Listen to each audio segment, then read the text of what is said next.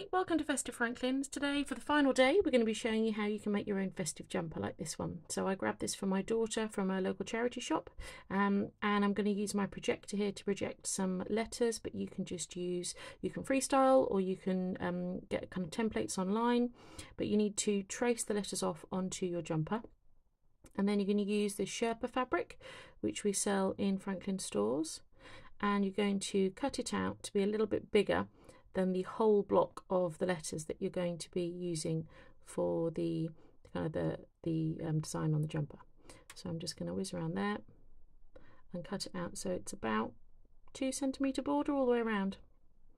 There we go. Get that back out of the way, and then pop your jumper back down, and then you're going to take your Sherpa and lay it with the fluffy side up and open the bottom of the jumper, and you bring the Sherpa up inside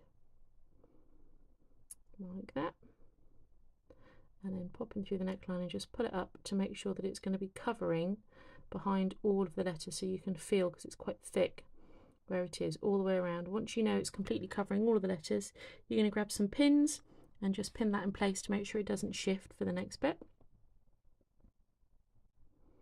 Like I say, if you're not very artsy, you can get templates of letters online. If you are, you can freestyle your own design for letters, whatever it is you want to do. It's entirely up to you. There we go. So that's now ready to go, and then you're going to sew around the letters on your sewing machine. If you haven't got a sewing machine, you can just sew around them by hand. That's absolutely fine as well. But for this, I have taken the free arm off my machine, so I've got a little bit more room. And then I'm just going to come under and sew around. So I did the first couple of stitches with my regular foot, just to show you can do it with a regular foot, but then I switched over to a free motion foot, which just makes it a little bit easier for going around the corners and the curves and things like that. But you can just stitch around it with your regular presser foot as well if you wish to. But you're just following the chalk lines all the way around. Now I will say the black jumper that I chose here did make things a little bit trickier.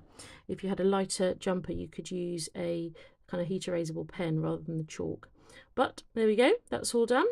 All the letters sewn in place, and then I'm going to zoom in so you can see what to do next. So you take your scissors, really sharp embroidery scissors here, and you're going to be cutting out the dead space inside the stitching for the letters.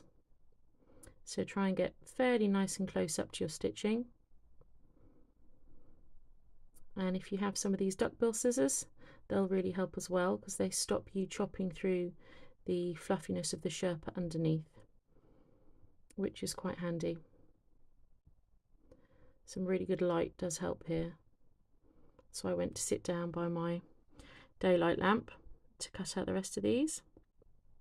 But just to show you, when you cut the fabric away inside the letter, it releases the fluffiness of the Sherpa inside. And there we go, that's it all done. Feels lovely. My daughter's going to love it. Merry Christmas. Thank you. Bye.